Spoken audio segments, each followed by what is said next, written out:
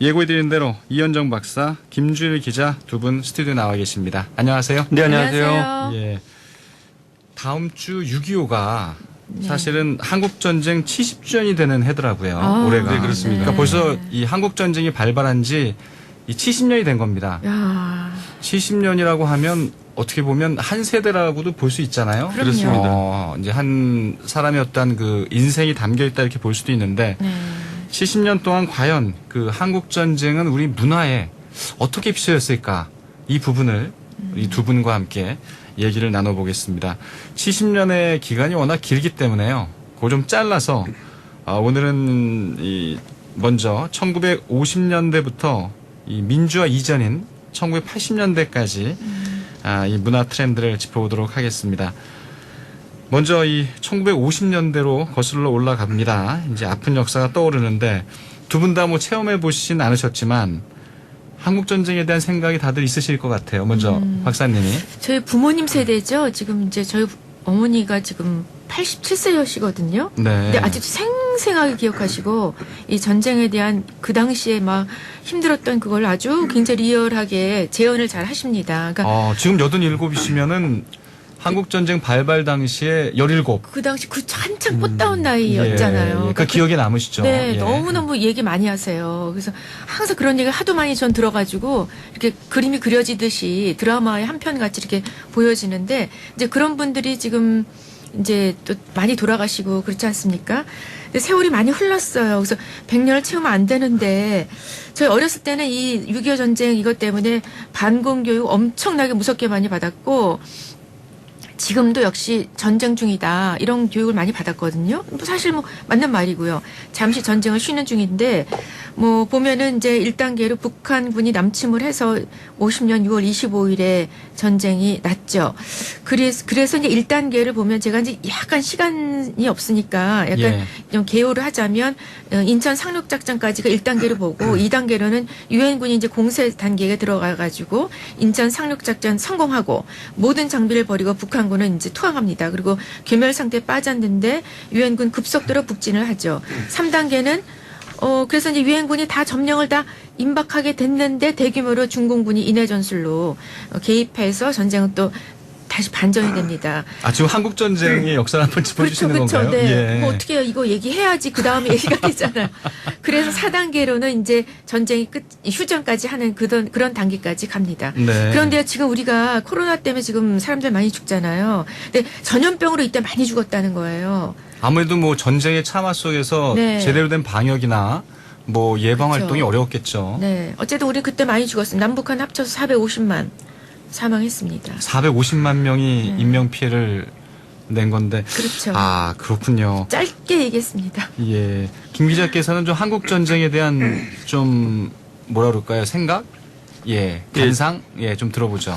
저는 뭐 이건 두 번 다시 이 땅에서 일어나지 말아야 될 민족 상잔의 비극이라는 건 분명하고요. 예. 또 초등학교 다닐 때부터 저희는 그 반공 교육을 많이 받았고요. 그렇죠. 그다음에 포스터 뭐 예를 들어서 표 뭐 이런 대회도 막 있어서 또 부모님한테 그 상황을 갖다가 이제 들었던 기억이 나는데요. 예. 저는 그 혹시 그 전쟁에 대한 참상을 간접 경험을 하고 싶은 분들은 부산시 서구 부민동에 있는 그 임시수도 기념관 한번 방문하기를 좀 저는 권하고 싶습니다. 부산에 있나요? 예. 예. 제가 올 초에 한번 부산에 들렸다가 예. 생각이 나서 한번 들렸었는데요. 이게 원래 1926년 경남도 지사 관사로 사용된 건데 네. 1950년에서 53년까지 부산이 임시 수도가 아니었습니까? 그렇죠. 저희가 이때 이승만 대통령의 또 관저로도 사용이 됐던 곳이에요. 빨간 벽돌로 돼 있는데 여기에 가시면은 비극과 역사적 사실을 알리고 당시에 그 유물 전시를 하기 위해서 다양한 자료를 갖다가 전시하고 있고요.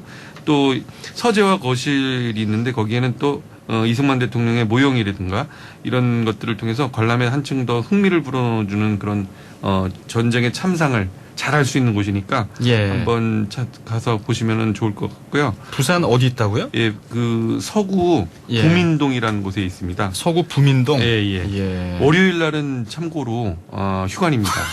예. 굉장히 진짜 섬세합니다. 네. 예. 그리고 또 연중 계속 무휴? 무휴는 아니고요. 예. 이제 명절 때 이렇게 할 수 있고요.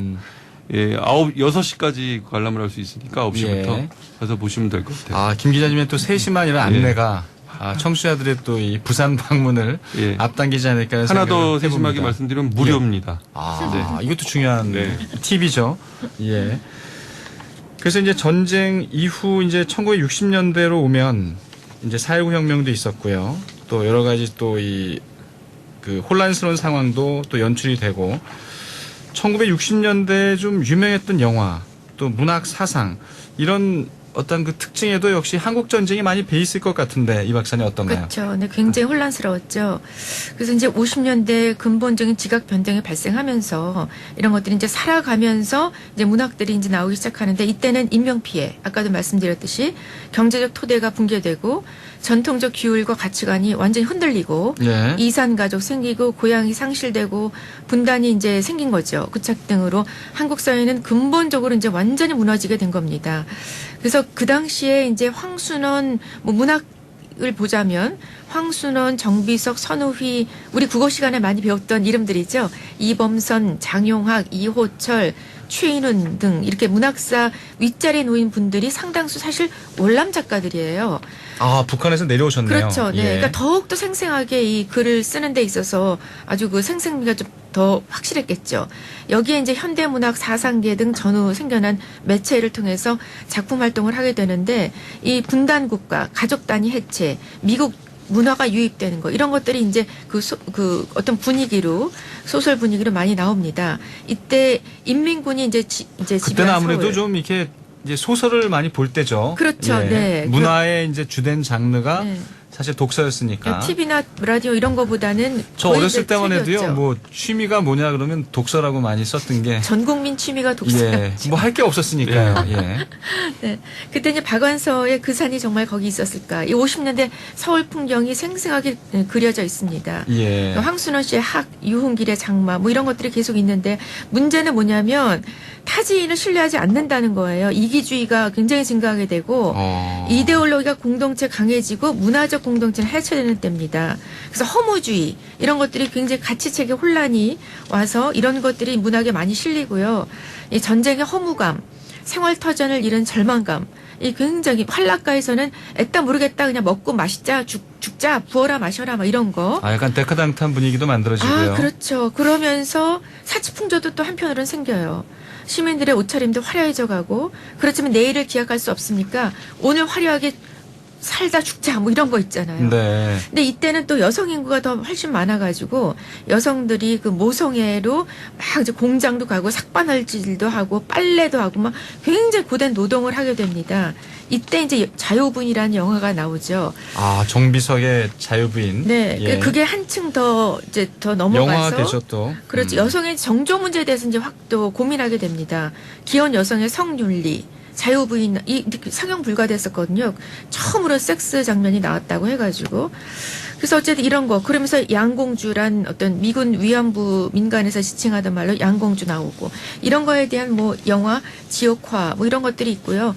끝없는 낭만 이런 거 있는데 이때 신사임당이 이상적인 어머니 모델로 신사임당을 들이댑니다. 그러면서 어머니 날 모성애에 대한 덕을 찬양하기 위해서 어머니 날도 나오고 이런 것들 국회에서는 여성 관련 형법안들이 제출됩니다. 네. 간통죄, 뭐 중언죄, 낙퇴죄 뭐 이런 것들이 이때 많이 나옵니다. 그러니까 1960년대는 바로 한국 전쟁 직후이기 때문에 우리나라가 경제적으로 굉장히 이제 어려울 때고요.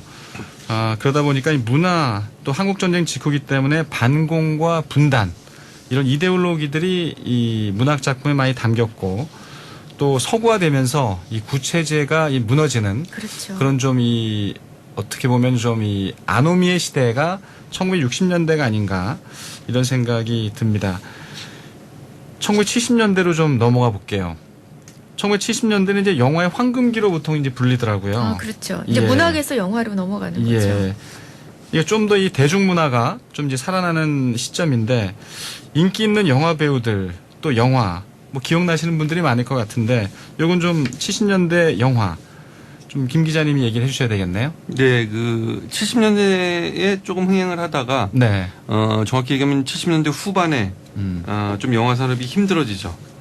그 이유는 경제 성장에 따른 텔레비전의 보급, 또 그리고 국민들의 그 오락 성향과 형태의 그 다양화, 또 영화의 질적 하락 이런 것들이 원인으로 꼽는데요. 무엇보다도 영화 산업의 그 침체는 유신 시대의 검열을 통한 그 통제 정책의 또 결과이기도. 근데 하죠. 영화 산업은 실제 60년대, 70년대를 가장 전성기를 이렇게 많이 보더라고요. 60년대가 특히 그 예. 우리가 흔히 그 알고 있는 뭐 윤정이, 남정인, 네. 또 문희, 또 장미, 유진, 정윤일은 신트로이카. 그런 시대의 여배우로서의 그 전성기를 갖다 구가했던 60년대가 있고요. 예. 70년대는 이제 그 임권택 감독이 1973년 그 증언을 통해 가지고 또 이렇게 데뷔를 하게 되고요. 무엇보다 70년대를 우리가 기억하는 거는요, 하이틴 영화입니다. 잘 아시겠지만은 그 70년대 중후반에 그 존재했던 그 10대 고교생을 관객으로 끌어들인 최초의 그 문화적 현상인데요. 1976년도에 뭐 다 보셨겠지만 고교의 알게 이승현 씨가 네. 그 출연을 해가지고 굉장히 서울 관객 그 26만 명을 갖다 당시에 동원하는 대성공을 거뒀는데 예, 3271님이요. 예. 비슷한 세대인 것 같습니다. 이렇게 네. 보셨습니다. 나이는 정확히 말씀드리지 않겠습니다. 네. 그다음에 뭐 또 잘 아실 거예요, 이 박사님. 1975년도에 나왔던 여고 졸업반이라는 또 이면진 그 씨랑 영화. 왜 저기 그렇습니다. 이승현 씨가 계속 예. 나오잖아요. 그다음에 76년도에 이매진 씨랑 좀 비슷한 세대이신가요, 박사님이? 아, 좀 더 어려요. 왜 이러세요? 예. 아, 죄송합니다. 예. 아침부터 싸우지 마시고요. 그 76년도에 또 문여성 감독의 진짜 시리즈에 진짜 맞아요. 잊지 마. 여기 또 이덕화 씨도 나오고 뭐 강주희 씨, 김정은 씨, 뭐 진유영 씨 이런 사람들이 딱 나오죠.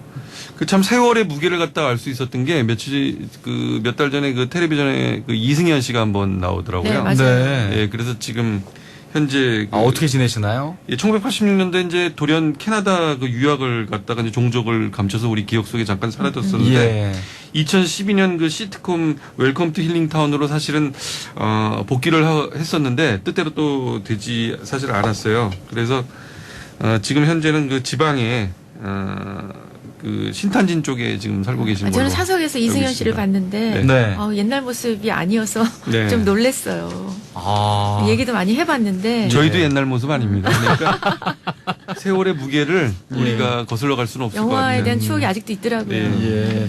이 봉준호 감독의 이 세계적인 영화 이 기생충에도 사실 1970년대의 모습이 담겨 있잖아요. 근데 반지하 우리가 주택 굉장히 그 인상적이었잖아요. 네. 이 BBC에서 그 방송했던 그 외신 그 보도를 보니까 저도 처음 알았어요. 이게 반지하가 남북 갈등의 그 역사를 기원으로 한 건축 양식이라고 또 BBC에서 소개를 하더라고요. 예. 그 북한의 그 청와대 습격 사건을 계기로 해서 1970년 그 건축법을 개정을 했답니다. 그래서 아, 이게 반지하도 예. 그러니까 이 벙커로 사용할 수 한반도 있는. 분단 상황과 예. 관련이 있는 거네요. 예, 지금도 국가 많은데. 비상 상태 시에 예. 그 저층 아파트의 지하를 벙커로 사용할 수 있게 이렇게 의무화했다고 합니다. 네.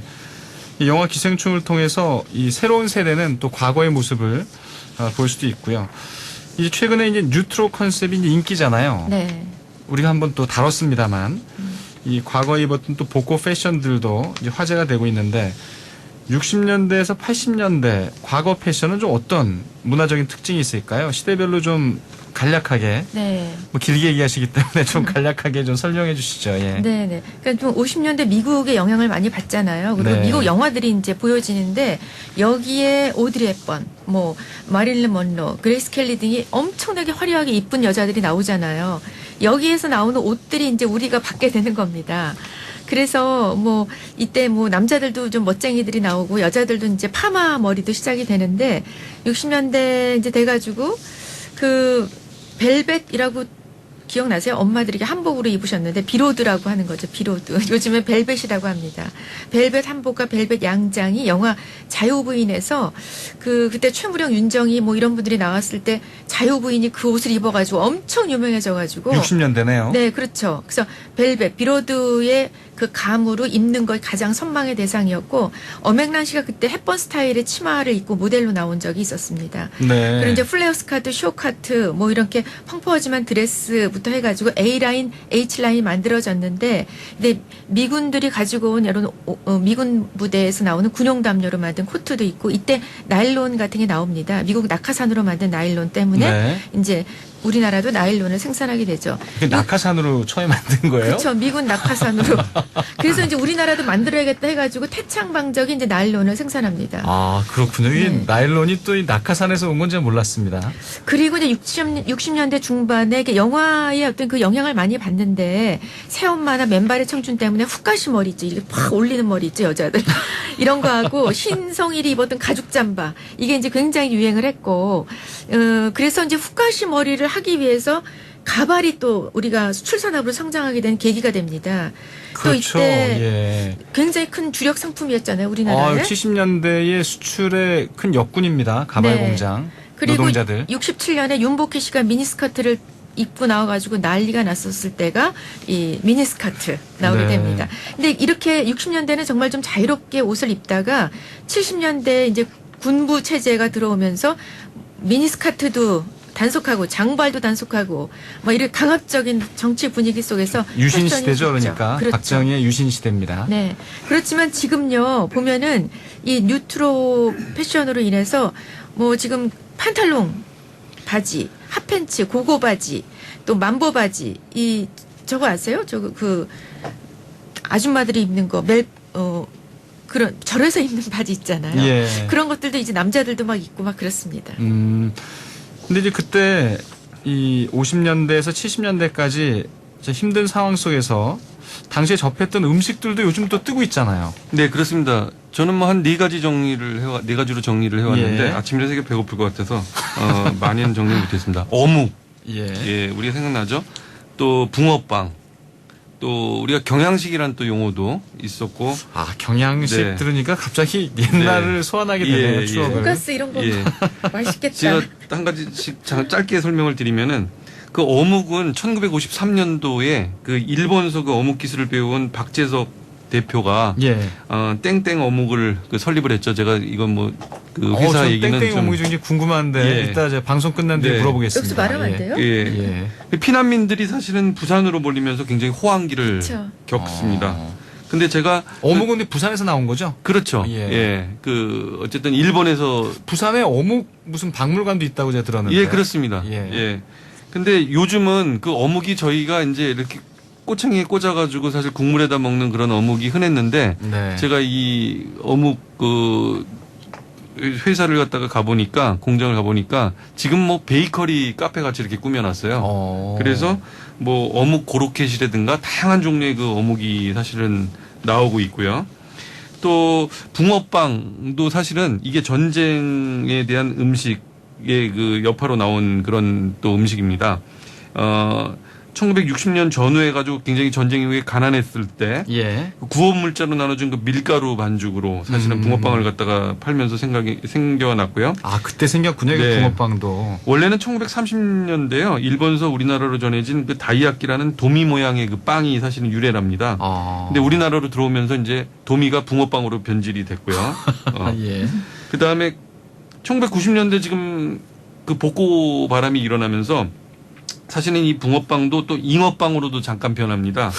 그 몸통이 길어지고 반죽에 그 찹쌀을 섞은 게 그 잉어빵인데요. 네. 그리고 지금 뭐 인사동만 해도요, 가서 보면은 뭐 미니 붕어빵이라든가 또 단팥 대신에 그 슈크림을 넣은 붕어빵이라든가 뭐 초콜릿이라든가 고구마 앙금 이렇게 다양해졌어요, 아주. 예, 했고요. 또 아까 잠깐 말씀드렸던 경양식도 서양 음식을 간단하게 만든다 해서 가벼울 경자를 써가지고 사실 경양식이라고 부르는데 우리가 뭐 잘 아시겠지만은 70년대, 80년대 그 함박 스테이크라든가 비프 스테이크라든가 이런 특별한 날 약속을 잡아가지고 먹던 그런 그 음식들이고요. 마지막으로 또 여름이라서 제가 한 가지 좀 소개를 드리면은 아이스 케이키라고 또 기억나시죠? 예. 그 이런 나무 통에다가 아이스 케이키 하면서 소리 지르면서 이렇게 팔았던 예, 그것도 일본식 발음인데요. 사실은 아이스 캔디라고도 얘기를 하고 현대에 와서는 또 딱딱하다 그래서 하드라고 또 얘기를 하죠. 예. 그 이후에는 딱딱해서 하더라고 그랬군요. 예. 예. 그 이후에 저도 몰랐어요. 사실 영어를 배우면서 알았어요.